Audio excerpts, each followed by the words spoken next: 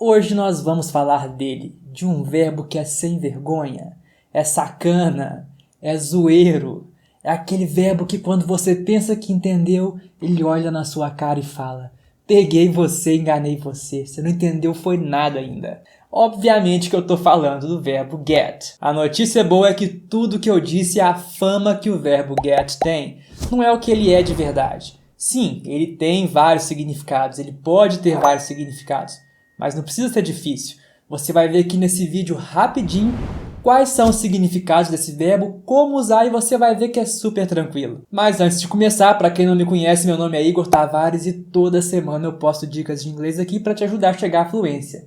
Então se você ainda não é inscrito, considere se inscrever no canal para não perder nenhuma dica, que está cada uma melhor que a outra e eu tenho certeza que vai te ajudar. Então, sem delongas, o primeiro significado que eu quero falar aqui com vocês que o verbo get pode ter é o significado de ficar, a palavra ficar do português, mas no sentido de se tornar alguma coisa. Então não é ficar no sentido de permanecer, não. É de se tornar. Ou seja, nesse caso vai ter um significado muito similar ao verbo become. Então vamos aí com alguns exemplos, que é com exemplos que a gente aprende, né? Get angry, ficar bravo. Get lost, ficar perdido ou se perder. Get nervous, ficar nervoso. Agora, cuidado aí que algumas pessoas confundem get angry e get nervous. Porque get angry é ficar bravo, nervoso no sentido de com raiva. E get nervous é aquele nervoso no sentido de ansioso, apreensivo. Então tem essa diferença. Get in shape, ficar em forma. Então veja que em todos esses exemplos está no sentido de ficar alguma coisa, no sentido de se tornar. E lógico que pode usar com várias outras palavras. Você não precisa se limitar aos exemplos que eu dei aqui. E outra observação é que, claro que eu poderia falar become angry, become nervous. O get geralmente é assim. Já existe outro verbo que faz essa função, mas os nativos amam usar get porque é uma palavrinha curta e simples. Vamos agora ver isso em algumas frases. Tocou o alarme. Aí não, tem que esperar agora. 3 dias depois... Então vamos agora ver alguns exemplos disso aí em frase. There's no need to get nervous. The test will be easy for you. Não tem necessidade de ficar nervoso. O teste vai ser fácil para você. Então usamos aí o get nervous, ficar nervoso. Olha o portão de novo. Uma eternidade depois... Ok, foram embora. Agora eu tô livre. Ou be careful. She gets angry very easily. Tome cuidado. Ela fica brava muito facilmente. Então agora aqui já foi get angry, que é de ficar nervoso no sentido de bravo. E agora também observe essa palavrinha que eu falei aqui no final, easily. Easy é a palavra fácil, easily é facilmente.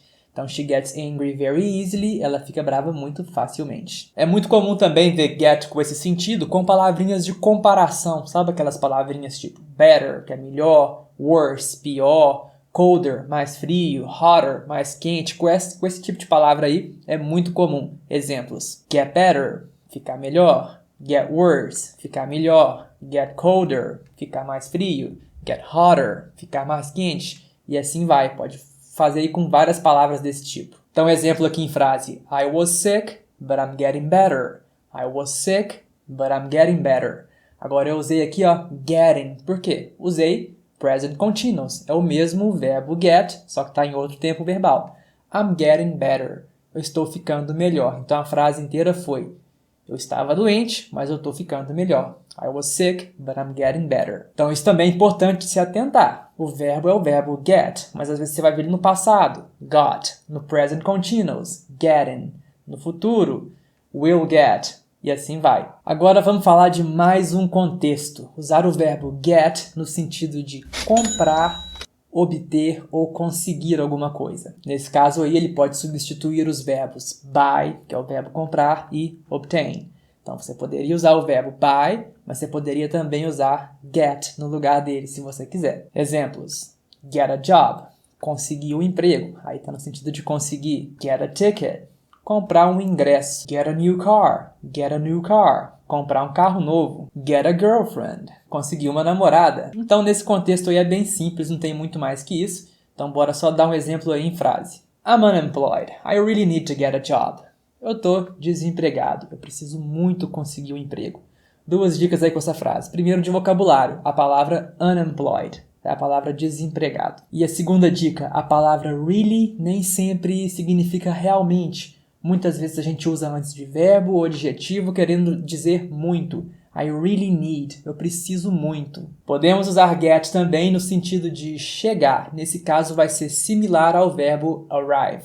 Ele pode substituir o verbo arrive. Geralmente quando a gente chega em algum lugar, a gente get to algum lugar. Então vai vir essa preposição to depois do verbo get. Exemplo, get to work, chegar no trabalho. Get to school, chegar na escola. Uma exceção é a palavra home. Geralmente nunca usamos a preposição to antes de home.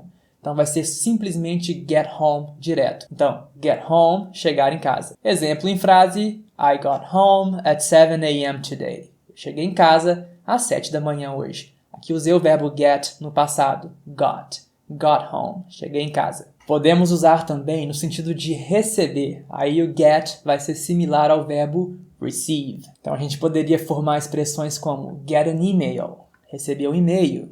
Get a letter, receber uma carta. Get a text message, receber uma mensagem de texto. Get a gift, receber um presente.